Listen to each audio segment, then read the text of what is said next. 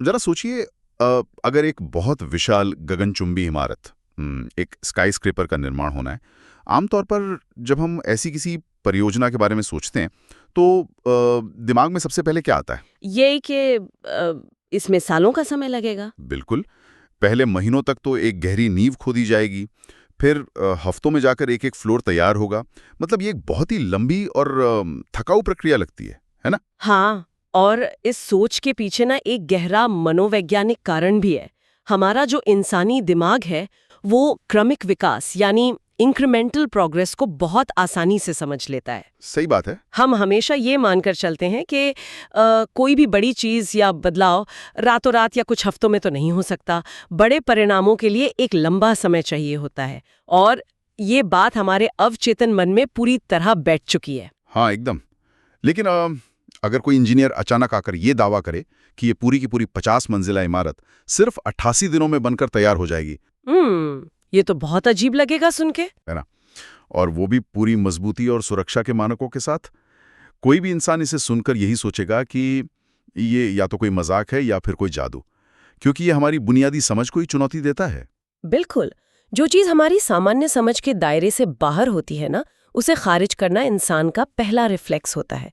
दिमाग नई और असंभव लगने वाली चीज़ों को प्रोसेस करने में अपनी ऊर्जा खर्च नहीं करना चाहता। तो वो सीधा उसे असंभव मान लेता है। एकदम सही। वो सीधे उसे असंभव का लेबल दे देता है। दिलचस्प बात यह है कि आज हमारी इस गहरी चर्चा का विषय कोई कंक्रीट और लोहे की इमारत नहीं है, बल्कि ये इंसानी जीवन, हमारे लक्ष्यों और काम करने के तरीकों के बारे में है। अच्छा। हाँ, क्या यह संभव है कि सिर्फ 88 दिनों के भीतर किसी भी बड़े लक्ष्य को हासिल कर लिया जाए? आज हम डॉक्टर रॉलिन रॉबर्ट्स द्वितीय की किताब 88 डेज टू एनी गोल के अध्ययन पर आधारित बुक इनसाइडर के सारांश का विश्लेषण कर रहे हैं। ये बहुत ही दिलचस्प विषय है। बिल्कुल। और इस पूरी चर्चा का मिशन सिर्फ इस चौंकाने वाले दावे की सतह को छूना नहीं है, बल्कि हम उस मनोविज्ञान और न्यूरोसाइंस को समझना चाहते हैं जो इस 88 दिन के फ्रेमवर्क को मुमकिन बनाता है। हाँ, मतलब बड़ी सफलता सिर्फ मोटिवेशन से तो नहीं आती। सही कहा। हम टालमटोल और प्रेरणा की कमी जैसी समस्याओं का एक ठोस मनोवैज्ञानिक समाधान खोजने की कोशिश करेंगे। ठीक है, तो चलिए इसे विस्तार से समझते हैं। तो इस पूरी प्रक्रिया को समझने के लिए ना, सबसे पहले हमें उस चीज को कटघरे में खड़ा करना होगा जिसे हम सदियों से सफलता की चाबी मानते आए हैं, और वो है मोटिवेशन। प्रेरणा। हाँ, हम सभी को यही सिखाया गया है कि किसी भी बड़े काम को शुरू करने के लिए अंदर से एक आवाज आनी चाहिए, एक प्रेरणा होनी चाहिए। लेकिन डेटा ये साबित करता है कि मोटिवेशन एक बेहद कमजोर रणनीति है। अच्छा, अगर मैं इसे अपनी समझ से एक एनालॉजी में ढालूं, तो मोटिवेशन एक माचिस की तीली की तरह है। जब उसे जलाया जाता है तो एक बहुत तेज चमक होती है, लेकिन वो कुछ ही सेकंड में बुझ भी जाती है। मतलब एक माचिस की तीली से भारी भरकम ट्रेन का इंजन तो नहीं चलाया जा सकता। हम अक्सर बस इस इंतजार में बैठे रहते हैं कि जब पूरी तरह से प्रेरित महसूस करेंगे तब काम शुरू करेंगे। और वो प्रेरणा ना बिल्कुल मौसम की तरह होती है। सुबह इंसान बहुत ऊर्जावान महसूस कर सकता है, लेकिन दोपहर को अगर किसी से बहस हो गई तो वो सारी प्रेरणा अचानक से हवा हो जाती है। एकदम सही बात है। मनोविज्ञान इसे इमोशनल बेसलाइन का अस्थिर होना कहता है। मोटिवेशन पूरी तरह से इंसान की भावनाओं पर निर्भर है, और भावनाएं कभी स्थिर नहीं होती। तो मतलब अगर लक्ष्य की नींव ही इतनी अस्थिर चीज पर रखी जाए तो उसका गिरना तो तय है। बिल्कुल। इसलिए ये स्रोत स्पष्ट करता है कि सफलता के लिए मोटिवेशन की नहीं, बल्कि गति यानी स्पीड और एक्शन की जरूरत होती है। यहाँ जो बात सबसे दिलचस्प है वो ये है कि गति मोटिवेशन की तुलना में कहीं अधिक तेजी से आत्मविश्वास पैदा करती है। ये थोड़ा विरोधाभासी लगता है, क्योंकि अक्सर लोग सोचते हैं कि जब आत्मविश्वास आएगा तब हम काम तेजी से करेंगे। हम कहते हैं ना कि मुझे अभी कॉन्फिडेंस नहीं आ रहा तो कल करूंगा। हाँ, सब यही कहते हैं। लेकिन यहाँ उल्टा कहा जा रहा है कि काम की गति से ही आत्मविश्वास आता है। ये मनोवैज्ञानिक रूप से कैसे काम करता है? मेरा अनुमान ये है कि जब हम खाली बैठे होते हैं तो दिमाग सिर्फ नकारात्मक चीजों के बारे में सोचता है। ये अनुमान न्यूरोलॉजी के नज़रिए से एकदम सटीक है। जब कोई इंसान किसी काम को करने के बारे में सिर्फ विचार कर रहा होता है ना, तो उसका दिमाग एक सिमुलेशन मोड में चला जाता है। सिमुलेशन मोड मतलब डर वाला हिस्सा? हाँ, बिल्कुल। दिमाग का वह हिस्सा जिसे एमिगडाला कहते हैं, जो डर के लिए जिम्मेदार होता है, वो सक्रिय हो जाता है। वह हर संभावित खतरे, हर असफलता का विश्लेषण करने लगता है। अच्छा, तो काम को टालना कोई आलस नहीं है? नहीं, ये असल में दिमाग का एक सुरक्षा तंत्र है। दिमाग इंसान को उस संभावित असफलता के मानसिक दर्द से बचाना चाहता है। अरे वाह, मतलब जितना ज्यादा हम सोचेंगे अमिगडाला उतना ही ज्यादा सक्रिय होगा और हम उतने ही ज्यादा डरेंगे। वो अधूरा काम हमारे अवचेतन मन में एक भारी बोझ बन जाता है। बिल्कुल। और यहीं पे ना गति इस पूरे चक्र को तोड़ देती है। जब कोई बिना ज्यादा विश्लेषण किए तुरंत एक्शन लेता है तो दिमाग के पास डर का सिमुलेशन बनाने का समय ही नहीं बचता। तो एमिगडाला शांत हो जाता है। एकदम। और जैसे ही पहला कदम उठाया जाता है, दिमाग को संकेत मिलता है कि ये काम उतना भी खतरनाक नहीं था। छोटे छोटे सकारात्मक परिणाम मिलते ही दिमाग में डोपामीन रिलीज होता है। और यही डोपामीन असल में आत्मविश्वास है, राइट? जी हाँ। इसलिए जब गति तेज होती है तो संदेह पनप ही नहीं पाता। ये बहुत ही कमाल का नजरिया है। मतलब कॉन्फिडेंस का इंतजार करना असल में असफलता को बुलावा देना है। तो अब सवाल यह है कि अगर गति चाहिए तो वो गति पैदा कैसे की जाए? क्योंकि हमारा प्राकृतिक स्वभाव तो आराम तलब होता है। यहीं पर मानसिकता में बदलाव की जरूरत होती है। जो हमारे ऑप्शनल यानी वैकल्पिक लक्ष्य होते हैं, उन्हें एक मिशन में बदलना होता है। वैकल्पिक लक्ष्य मतलब वो लक्ष्य जिनके साथ चाहिए शब्द जुड़ा होता है, जैसे मुझे वजन कम करना चाहिए। बिल्कुल। ये चाहिए शब्द दिमाग को एक साइकोलॉजिकल छूट देता है। दिमाग को लगता है कि ये काम जरूरी तो है, लेकिन अगर नहीं भी हुआ तो कोई बात नहीं, जिंदगी रुकने वाली नहीं है। हाँ, वो एक बचाव का दरवाजा हमेशा खुला रहता है और पहली रुकावट आते ही इंसान उसी दरवाजे से बाहर भाग जाता है। यहाँ पर यह बात बहुत ही रोचक हो जाती है। मैंने पढ़ा था कि स्रोत यहाँ कैंपेन मोड की बात करता है। हाँ, कैंपेन मोड। अगर किसी लक्ष्य को विकल्प के बजाय एक मिशन मान लिया जाए तो काम करने का तरीका पूरी तरह बदल जाता है। इसे अगर समझना हो तो एक इलेक्शन कैंपेन की तरह देखा जा सकता है ना? बिल्कुल। जब चुनाव में सिर्फ 2 या 3 महीने बचे होते हैं तो पूरी पार्टी का तंत्र कैसे काम करता है? बिल्कुल, मशीन की तरह। बहुत सही एनालॉजी है ये। व्यक्तिगत लक्ष्य के लिए 88 दिनों तक इस तरह के एक्सट्रीम कैंपेन मोड में चला जाए तो क्या वो बाकी जिंदगी से पूरी तरह कट नहीं जाएगा? ये चिंता बहुत ही स्वाभाविक है ना? मतलब ये तो स्वस्थ और संतुलित जीवन के सिद्धांत के ही खिलाफ लगता है। यहीं पर 88 दिन की जो समय सीमा है उसका विज्ञान काम आता है। आधुनिक समाज ने वर्क लाइफ बैलेंस को एक दैनिक जरूरत बना दिया है, लेकिन बड़े परिणाम हासिल करने वाले लोग दैनिक संतुलन पर नहीं बल्कि मैक्रो बैलेंस पर चलते हैं। मैक्रो बैलेंस थोड़ा समझाएंगी? मतलब कभी-कभी बहुत बड़ी छलांग लगाने के लिए एक सीमित समय के लिए चरम असंतुलन को स्वीकार करना पड़ता है। 88 दिन जानबूझकर चुने गए हैं। ये इतना लंबा समय है कि बड़े परिणाम हासिल हो सके, जैसे किताब लिखना या बिजनेस लॉन्च करना। अच्छा, और साथ ही ये इतना छोटा भी है कि इंसान इस तीव्र फोकस को बिना बिखरे बर्दाश्त कर सके। एकदम सही पकड़े आप। यही इसका मनोवैज्ञानिक रहस्य है। अगर किसी से कहें कि 5 साल तक कैंपेन मोड में रहना है तो नर्वस सिस्टम टूट जाएगा। हाँ, वो तो संभव ही नहीं है।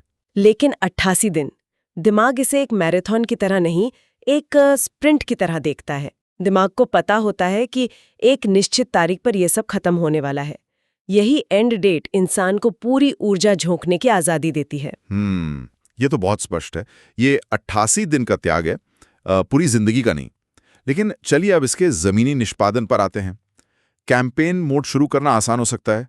पहले 10 दिन बहुत जोश रहता है। हाँ, शुरुआत में तो सब जोश में रहते हैं। इंसान सुबह 5 बजे उठ भी जाता है, लेकिन 88 दिनों तक उस पर टिके रहना ये बहुत मुश्किल है।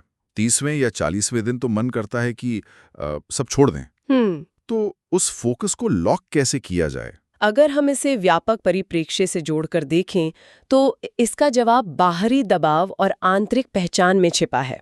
सिर्फ इच्छा शक्ति के भरोसे ये सफर तय नहीं हो सकता। क्योंकि इच्छा शक्ति तो एक लिमिटेड रिसोर्स है। बिल्कुल, वो दिन के अंत तक खत्म हो जाती है। इसलिए ऐसे सिस्टम बनाने होते हैं जो इंसान को रास्ते पर जबरन बनाए रखें। इसमें सबसे शक्तिशाली टूल है इंसान की पहचान, यानी आइडेंटिटी। आदतें नहीं, इंसान की पहचान उसकी आदतों से कहीं ज्यादा शक्तिशाली होती है। इस बात को मैं एक उदाहरण से समझाना चाहूंगा। मान लीजिए 2 लोग हैं जो सुबह दौड़ने का लक्ष्य बना रहे हैं।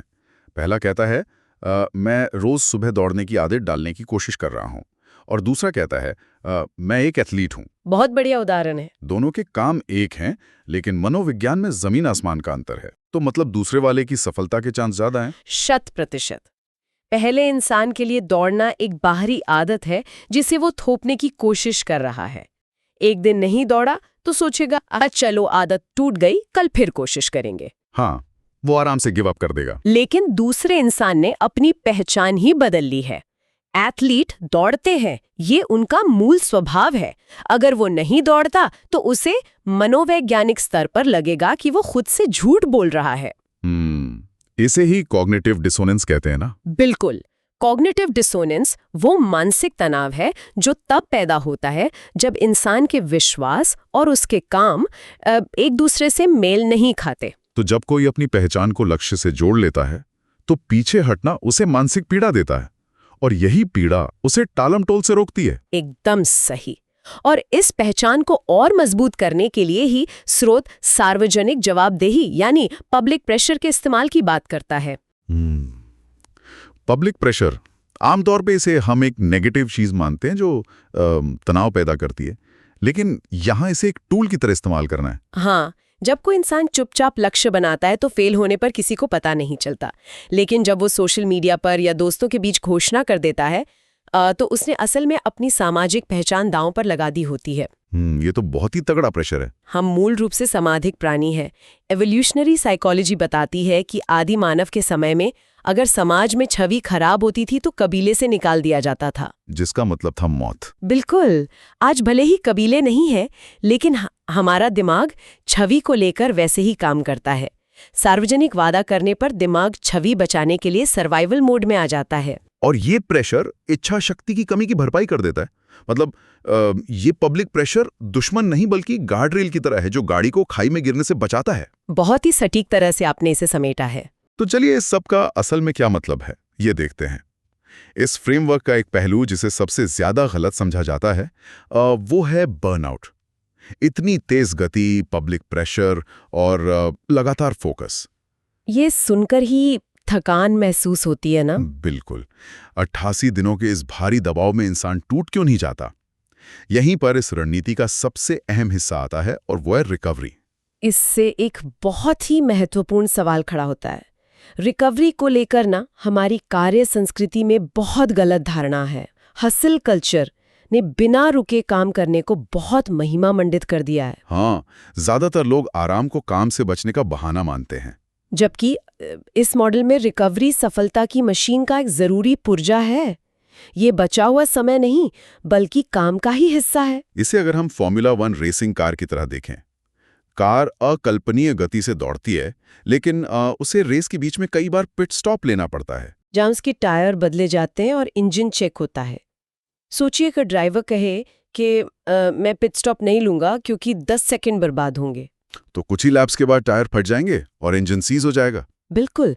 इंसान का शरीर और दिमाग भी इसी तरह काम करते हैं। कैंपेन मोड में दिमाग बहुत ज्यादा ग्लूकोज चलाता है। बिना सही रिकवरी के इंटेंस फोकस बनाए रखना जैविक रूप से असंभव है। मतलब बर्नआउट मानसिकता की कमजोरी नहीं, एक बायोलॉजिकल शटडाउन है। एकदम। जब लगातार दबाव पड़ता है तो शरीर कॉर्टिसोल से भर जाता है और दिमाग काम करने से इनकार कर देता है। रणनीतिक आराम ही वो विज्ञान है जो 88 दिन के निष्पादन को मुमकिन बनाता है। तो ये रिकवरी कैसी दिखती है? क्या टीवी देखना या फोन चलाना रिकवरी है? नहीं, बिल्कुल नहीं। वो तो दिमाग को और थकाता है। असली रिकवरी का मतलब है नर्वस सिस्टम को शांत करना।